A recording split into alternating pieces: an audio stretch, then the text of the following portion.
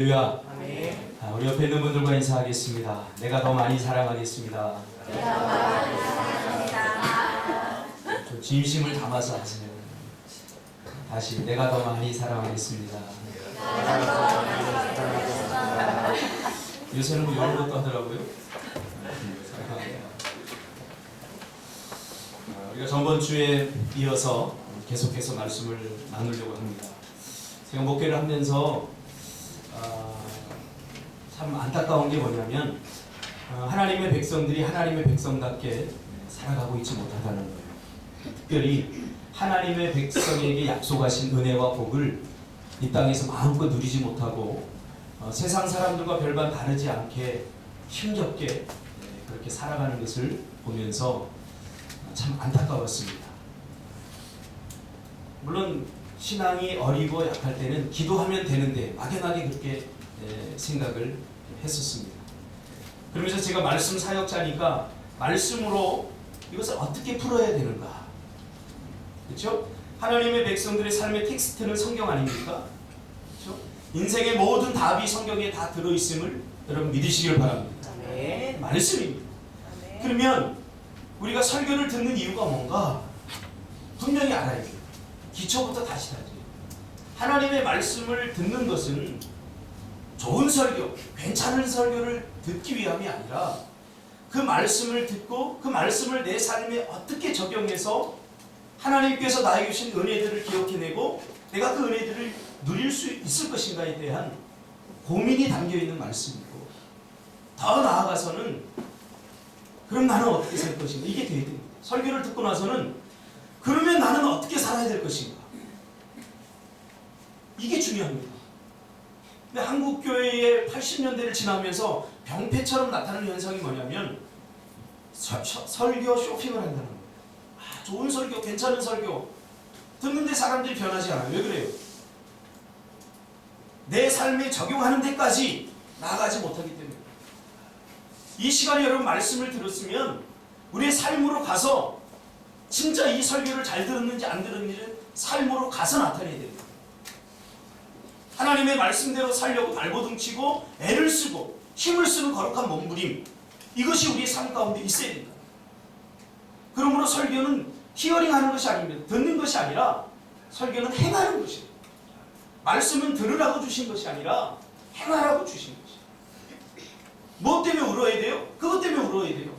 하나님 말씀대로 살아야 되는데 그대로 살지 못하는 나 자신의 연약함과 부족함을 보면서 하나님께 눈물 뿌리며 기도하며 도와달라고 해야 되는 거죠. 저는 설교를 하면서 예전에는 굉장히 장황하게 늘어났는데 한 설교를 8년 하고 나니까 그렇게 늘어날 필요가 없겠더라고요.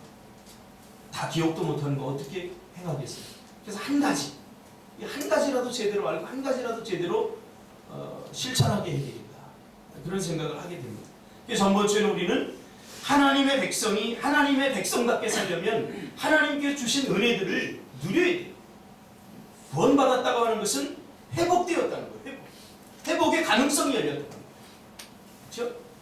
자, 그래서 우리가 풍성한 삶을, 하나님께 주신 풍성한 은혜를 누리려면 어떻게 되느냐? 하나님을 알아야 된다고 그랬어요. 호세아의 고백이 뭐죠? 이 백성이 여호와를 아는 지식에 없어서 망한다. 우리가 하나님을 아는 것 같은데 많은 사람들이 하나님을 글로 배웁니다. 글로 배우면 머리로는 다 아는 것 같은데 실제로 하려고 그러면 이게 잘 안 돼요. 실제로 하려고 하면 잘 안 돼요.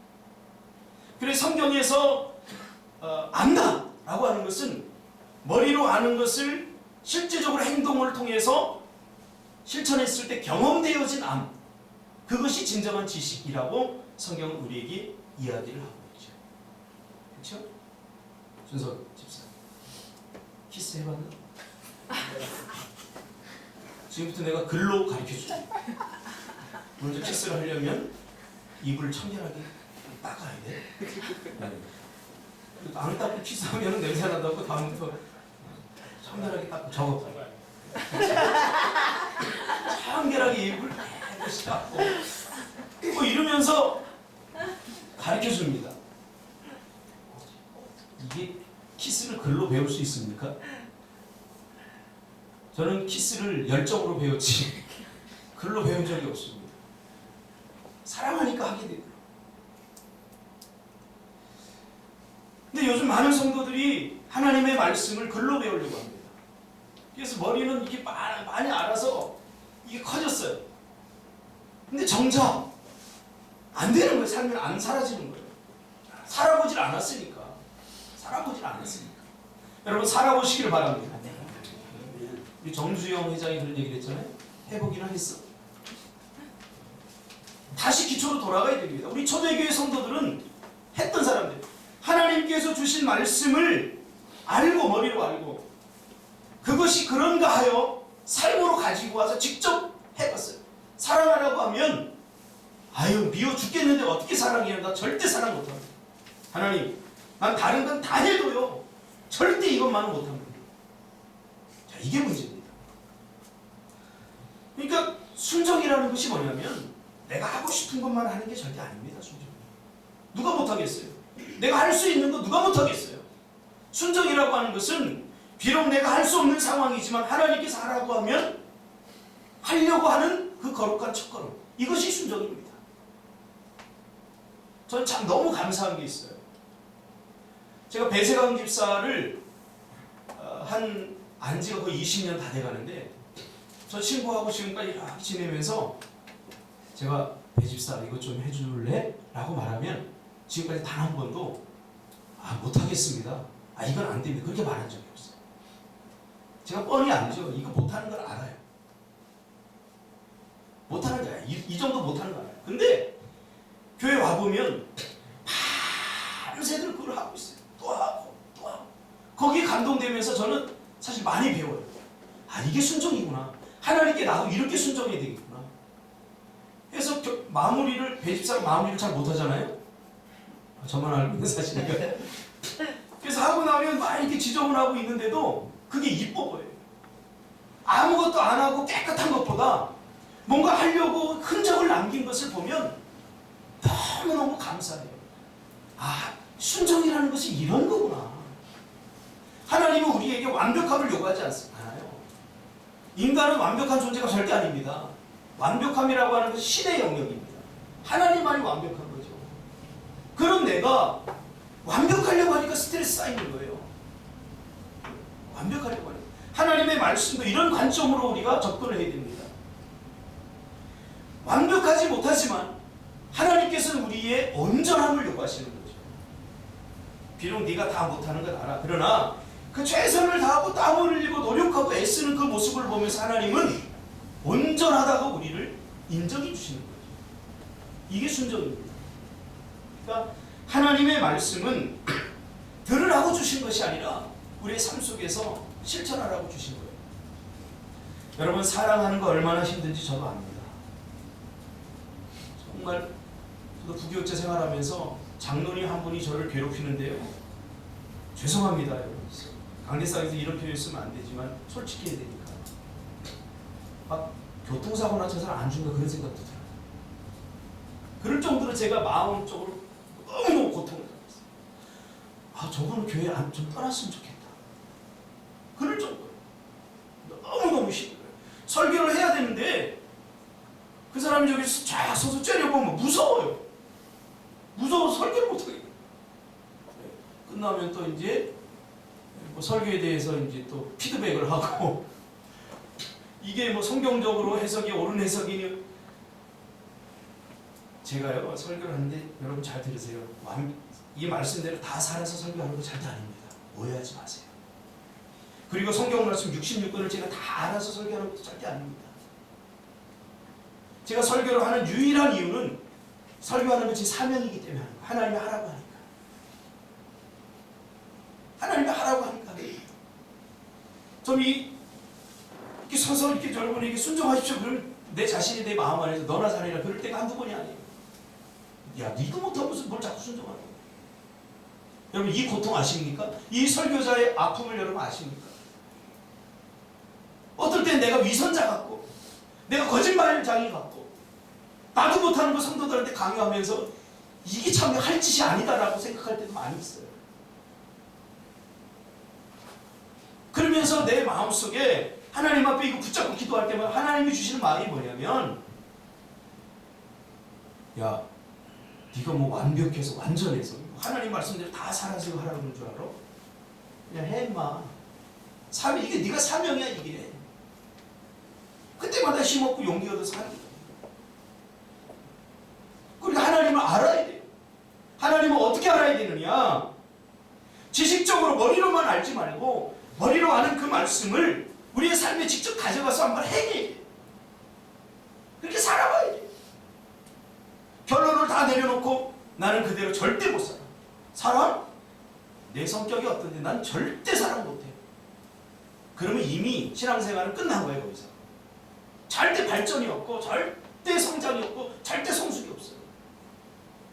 결론은 우리의 몫이 절대 아닙니다. 결론은 하나님께서 내리는 거죠. 근데 우리가 결론을 다 내려놓고 나는 못해. 나는 안 해.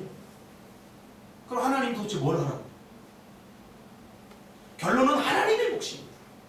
하나님께서 하도록 해야 되고 나는 그저 내 주어진 삶 속에서 사랑하라고 하면 어떻게든 사랑하려고 애쓰고 힘써봐야 돼요. 저도 알아요. 사랑 안 되는 사람이 있어요. 미운지만 골라서 하는 사람이 있어요. 한 번은 청년이 저한테 찾아왔어요. 목사님, 쟤는 정말 사랑을 못할 것 같아요. 다 미운지만 해요. 그런 사람이 있죠? 저만 있나요? 네, 저만 있는 걸로 하겠습니다. 저는 있더라고요. 도대체 이쁜 짓을 해야지 이쁘다고 그러죠. 제가 그랬어요. 그래서 더 많은 사랑이 필요한 거다. 사랑받을 짓 하는 사람은 특별히 노력하지 않아도 돼. 왜? 사랑받을 짓 하니까 그냥 사랑해주면 되잖아. 근데 아무리 봐도 사랑받을 짓을 안 하는 사람은 더 많은 사랑이 필요해. 더 많은 노력이 필요해. 더 많은 애씀이 필요해. 여러분, 우리가 사랑받을 자격이 있어서 여러분 하나님께서 우리를 사랑하셨나요? 아닙니다. 그래서 은혜라는 말을 제가 정리를 이렇게 했어요. 받을 자격이 없는 자에게 거저 주시는 하나님의 거부할 수 없는 사랑. 이 사랑의 조건이 들어갈 때 사랑은 점점 희미해지기 시작합니다. 우리 딸이 방을 잘 안 치워요. 할렐루야. 제가 딸 아이들을 이렇게 좀 연구를 하기 시작했어요. 그래서 인터넷 뒤져보니까 여자들의 방에서 이렇게 떠오르는 거 보니까 우리 딸은요 정말 잘 치우더라고요. 대학생들 시집 안 간 딸들의 방을 다 오픈해내는 인터넷이 있는데 보니까 저기서 사람이 사나 그럴 정도로 굉장히 지저분해요. 그래서 저는 우리 딸 이해하기로 작정했습니다. 그래서 좀 버려놓으면 내가 치우면 되죠. 할렐루야? 그러니까 결국은 뭐냐면 내가 치우기 싫으니까 내가 짜증났던 거예요. 치우면 치워요. 제가 요즘 우리 집 살림하거든요. 아침에 집사람 출근하고 나면 내가 일어나서 이렇게 세탁기 같은 건 안 돌리고 방 이렇게 청소 이렇게 해주고 제일 먼저 어디를 하냐면 우리 예린이 큰딸 방을 해줘요. 그 옛날보다 굉장히 깨끗해요. 요즘 치울 게 거의 없어요.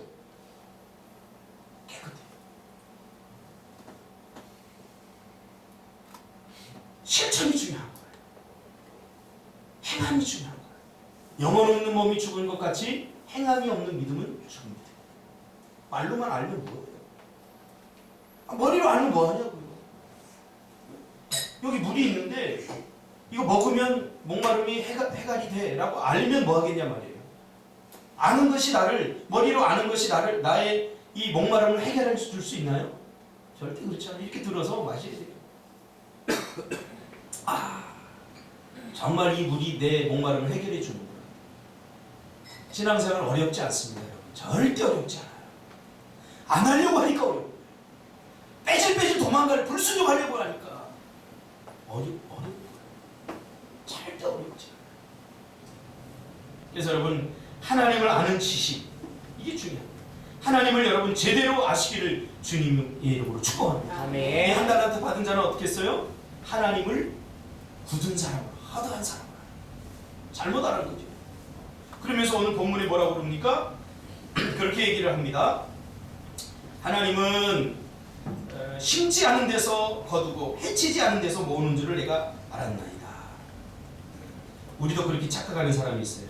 은혜를 잘못 해석하면 하나님은 우리가 심지 않아도 다 거둬주시는 분이다, 이렇게 아는 분들이 있어요.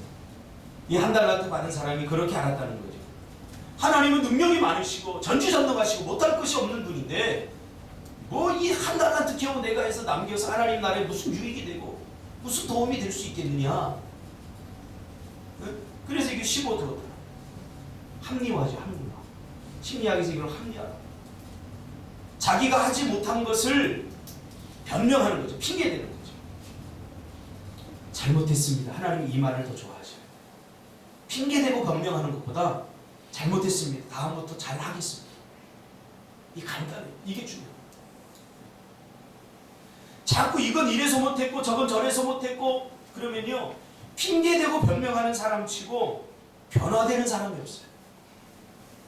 제가 청소년 사역을 오랫동안 했는데 1년 동안 예배 지각하는 친구가 있었어요. 찬양 인도를 맡겨놨더니 찬양 인도자는 일찍 와야 되는데 1년 내내 늦게 오는 거예요. 너무 신기한 거예요. 그리고 제가 한번 불러다가 태워요. 이미 얘기했어요. 여러분 누군지 모르잖아요. 야 이놈아, 어떻게 1년 내내 찬양 인도자가 지각하냐? 그 참 신기하다. 그것도 더 신기한 건 뭐냐면 1년 내내 52주를 늦으면서 그때마다 스토리가 있냐? 스토리가 있어. 52개의 스토리가 있어. 오늘은 할머니가 늦게 깨워서 못 일어나서, 오늘은 오다 보니까 친구 만나고 얘기하다 보니까 다 스토리가 있어. 제가 그랬어요. 애야, 늦으면 못 올 수도 있지, 잠 더 자고 싶을 수 있지, 근데 인생 그렇게 살면 안 된다. 핑계 대지 말고 전도사님 잘못했습니다, 다음부터 열심히 할게요. 그래야 사람이 성장하는 거야. 그랬더니 대답은 네 하고 그 다음 주에 또 못 듣고 또 핑계 대더라고. 이게 핑계인지 아닌지 알아요. 그래서 제가 깨달았어요. 사람 변화되는 것은 사람이 못한다. 사람 변화시키는 건 사람 절대 못합니다. 여기에 속아서는 안 돼요. 내가 사람을 변화시킬 수 있다고요? 아닙니다. 사람은 그저 사랑만 해주면 돼요. 왜? 이게 잘 안 돼요. 미워지거든요. 말을 듣지 않으면 미워지거든요. 이게 내 뜻대로 되면 미워지거든요. 그러다 보면 관계가 끊어지고 갈등이 생겨요. 계속 사랑해주는 일이 필요해요. 하나님을 제대로 알아요. 알려면 어떻게? 성경으로 들어가야죠. 오늘날 성경을 예수 믿지 않는 사람들이 예수 믿는 사람보다 더 많이 읽는 거 아시죠? 이것도 저만 알았던 사실인가요? 오늘날 이 하나님의 말씀이 성경을 예수 믿는 우리보다 예수 믿지 않는 사람들이 더 많이 읽어요. 도대체 이런 아이러니가 어디 있겠어요? 그러니까 어디서 들어서 듣긴 들었는데, 우리 성경 퀴즈에 보면, 셀별로 성경 퀴즈에 보면 배세훈 집사 가끔 들어요. 다 들고서 정답을 틀려놓고는 그래요. 들어본 것 같은데 그래요.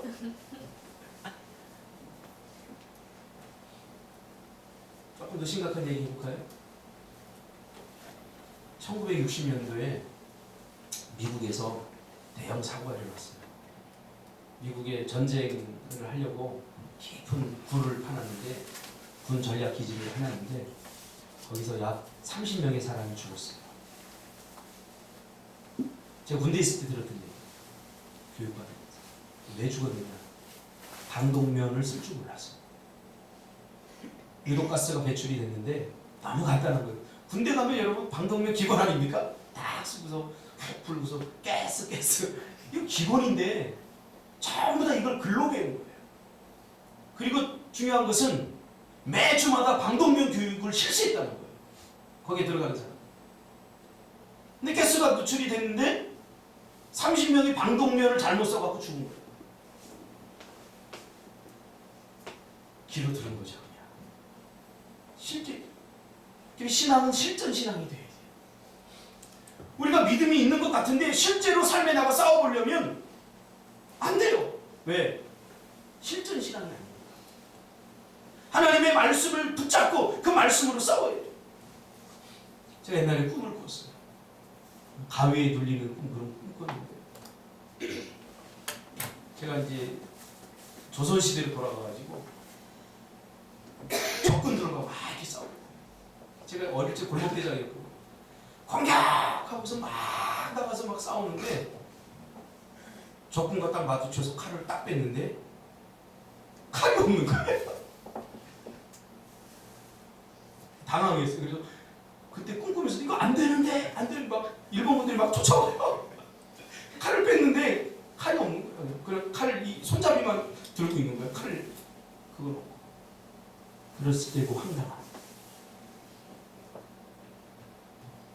우리가 믿음이 있는 것 같은데 당장 믿음이 필요한 순간에 우리는 뭘 합니까? 걱정하고 염려합니다. 정말 믿음이 있나요? 믿음으로 싸워야 되잖아. 실전에서 싸울 수 있도록. 실전에서. 그래서 하나님의 말씀을 갖고 자꾸 살아봐요. 참, 저는 우리 교회 청년들, 집사님들한테 도전을 매주 받습니다. 이번 주에도 상원 집사를 찾아봤어요. 와서 목사님, 회사에 사표가 있습니다. 깜짝 놀랐어요. 미얀마 가야 되는 건 알지만 저는 기도했거든요. 하나님 사표 안 내고도 미얀마 갈 수 있게 해주세요. 이게 목사의 믿음이에요. 근데 나보다 믿음이 더 좋아요. 사표 내고 왔습니다. 근데 눈물이 피는 거죠. 어떻게 보면 미얀마 뭐 안 가도 돼요. 뭐. 그렇죠? 미얀마 뭐 안 가도 되죠. 안 가는 사람도 많잖아요. 꼭 굳이 가야 돼요. 그것 때문에 또 회사에 지금 몇 년 동안 3년 동안 잘 다니는 회사에 2주 동안 빠질 수 없어서 사표를 내보는 걸 보면서 책임감이 생겨요. 이렇게 사는 게 맞는데 목사인 저는 또 안타까운 거예요. 그게. 얼마나 마음고생했을까. 얼마나 힘들었을까. 이런 결정을 하기까지. 자기에게 맡겨진 그 일이 있고 또 이것을 하기 위해서 가야 되나 말아야 되나 얼마나 많은 고민과 번민을 했을까. 이거 생각하니까 그냥 눈물이 피더라고요.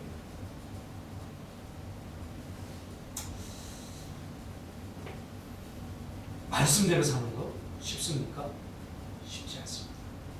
그러나 쉽지 않다고 말씀대로 살지 않으면 하나님의 영광이 땅에 떨어집니다. 우리가 해야 할 일이 바로 이것 아니겠습니까? 제가 위로했어요. 하나님 더 좋은 거 주실 거야. 그렇게 믿어요, 저 진짜. 그렇게 지금까지 해왔기 때문에. 말씀대로 살려고 하는 이 거룩한 몸부림. 이것이 스토리를 쓰는 게 아니겠습니까? 이게 요셉의 스토리고 이게 모세의 스토리고 이것이 하나님의 백성들이 써 내려가야 될 스토리 아니겠습니까? 여러분 말씀대로 사시기를 바랍니다. 아멘. 말씀대로 살아야 돼요. 하나님의 말씀. 나는 말씀대로 살지 못합니다. 그러는 순간 우리는 종교인이 되어버려요. 두 번째로 심어야 됩니다. 우리 하나님의 백성답게 살아요. 심어요. 오늘 본문에서 말하잖아요. 주님은 굳은 분이라 심지 않은 데서 거두고 해치지 않은 데서 모으는 줄 내가 알았나니. 심어야 거두죠. 여러분 심으시길 바랍니다. 아멘. 뼛속까지 심고 거두는 법칙을 알려면 농부에게서 우리가 배워야 됩니다. 우리가 무엇을 심는다는 것은 그것을 거두고 싶기 때문이죠. 엉뚱한 것을 심고 자기가 원하는 것을 얻고 싶어 하면 안 되죠. 거두고 싶습니까? 그럼 그것을 심으시길 바랍니다. 오늘 이 한 달란트 받은 자는 주인의 분명한 음성을 듣게 되죠. 심어야 거둘 수 있다. 그러면 오늘 본문에서 심는다는 것은 무엇을 의미할까요? 심는다는 것은 그리스도인이 지불해야 될 대가입니다. 구원받은 하나님의 백성들이 지불해야 될 대가. 하고 싶은 것이 아니라 해야만 되는 어떤가. 대가 없이 뭔가를 얻으려고 하는 공짜 근성을 버려야 돼요. 다 모든 것을 얻으려면 심어야 되는 희생과 헌신이 필요합니다. 오늘도 상진 집사 기도했잖아요. 우리 교회가 8년 동안 그나마 이렇게 버티고 이렇게 해왔던 것은 우리 성도님들의 희생과 헌신, 그것이 있었기 때문에 희생하지 않고 얻으려고, 헌신하지 않고 얻으려고 하는 것, 그것이 한 공동체, 한 사회를 불행하게 만듭니다. 쉬워요. 주님은 이것을 자기 십자가로 표현했습니다. 마태복음 16장 24절 이하에 보니까 누구든지 나를 따라오려거든 자기를 부인하고 자기 십자가를 지고 나를 따를 것이니 누구든지 제 목숨을 구원하고자 하면 잃을 것이요 누구든지 나를 위하여 제 목숨을 잃으면 찾게 되리라, 얻으리라. 심지도 않고 거두려고 하는 것은 신앙이 아닙니다. 세상 사람들은 뭐래요? 조금 헌신하고 많이 얻으려고 그러잖아요. 그러니까 사회가 문제가 돼요. 십자가의 정신은 뭡니까? 더 많이 일하고도 보너스 받지 않으려고 하는 정신. 더 많이 희생하고도 내가 희생한 만큼의 어떤 대가를 누리려고 하지 않는 것. 이것이 십자가 정신 아닙니까? 그렇게 해야 더 많이 거둘 수 있게 됩니다. 우리는 너무나 약아서 힘든 만큼 거두려고 해요. 이게 십자가 정신이 아니죠. 내가 진실로 진실로 너에게 이르노니 한 알의 밀이 땅에 떨어져 죽지 아니하면 한 알 그대로 있고 죽으면 많은 열매를 맺느니라. 요한복음 12장 14절. 이름도 없이 빛도 없이 죽어져 열매 있는 풍성한 삶이 가능한 것이죠. 우리 한 가정, 제가 결혼을 해보니까요, 한 가정은 부모의 철저한 희생과 헌신이 만들어내는 작품이에요. 이 청년들이 지금 결혼할 나이가 됐는데 제가 늘 강조해요. 내가 더 많이 희생해. 남편이 없어. 아내는 아내로서 더 많이 희생하고 헌신해. 그 중에서도 한국 사회의 구조 속에서는 여자가 더 많이 고생해요. 보세요. 여자는 남자하고 똑같이 일하고 집에 가서 또 밥해요. 남자 청년 집사 여자한테 잘하시기 바랍니다. 제가 딸 셋을 갖고 있기 때문에 하는 말이에요. 잘해요. 더 많이, 이거 잘 몰라요. 얼마나 많이 고생하고 얼마나 많이 희생하고 얼마나 많이 헌신하고. 둘이 똑같이 일하고 가서 아빠가 가서 밥하는 사람 봤어요? 아빠는 저 중에서 자요. 근데 엄마는 그 와중에서도 쌀시고. 만약에 아빠가 가서 밥하는 사람, 이 사람 정말 위대한 사람, 상 줘야 돼요. 저는 하거든요. 상 주시기 바랍니다. 이런 농담도 진담으로 듣고 또 목사 또 교만하구나. 희생이 없으면, 헌신이 없으면 나 때문에 네가 힘들어집니다. 내가 죽어야 되는데 자꾸 다른 사람을 죽이려고 해요. 내가 희생 안 하려고. 자꾸 등 떠밀게 돼요. 네가 더 많이 헌신해, 네가 더 많이 희생해. 이렇게 돼요. 그런 공동체가 여러분 행복하겠습니까? 절대 그렇지 않아요. 제가 미얀마 선교 데리고 가보고 제주 선교 가보고 또 우리 교회가 지금까지 이렇게 온 걸 보면 우리 교회 성도님들이 정말로 목사님 제가 하겠습니다. 이 말을 가장 많이 들었던 것 같아요. 내가 뭐 텐트라도 칠 와서 목사님과 쉬세요. 제가 할게요. 뭘 또 물도 좀 기르려고 그러면 목사님 쉬세요. 제가 할게요. 이게 익숙해져갖고 어느 날은 이렇게 물 기르고 들다가 누가 안 오나 이렇게 쳐다볼 때가 있어요.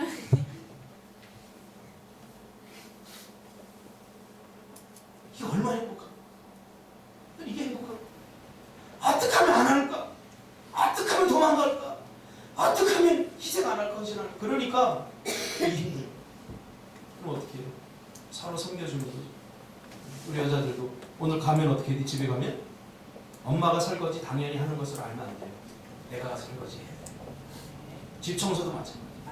이거는 누가 당연히 하겠지가 아니라 학교 갔다 오면 이상하다. 집이 깨끗해져 있지? 그러면 안 돼요. 누군가가 쳤기 때문이죠. 그 누군가가 친 그 사람이 이제 여러분들이 돼야 된다고요. 예수 믿는 내가 돼야 된다고요. 누군가가 하겠지. 했다고 생산이지만 2000년 전 갈보리에 떨어진 그 하나님의 빛이 기꺼이 썩어져서 우리가 살지 않았습니까? 여러분 심으시길 바랍니다. 너를 위해서 심으시길 바랍니다. 시간을 심으시기를 바랍니다. 건강을 심으시기를 바랍니다. 물질을 심으시기를 바랍니다. 그리고 기대하면 이 사람은 정상적인 사람인데 심지도 않고 거두려고 하는 것은 그 문제가 심각하다는 거죠. 우리 교회가 지난 8년 동안 버틴 것은 정말 힘들고 어려운 위기가 많았지만 한 사람 한 사람 이런 희생과 헌신 때문이었습니다. 여러분 심고 거두는, 그래서 우리의 삶이 풍성해지는 그런 인생들 되시기를 주님의 이름으로 축복합니다. 기도하겠습니다. 눈물을 흘리며 씨를 뿌리는 자는 기쁨으로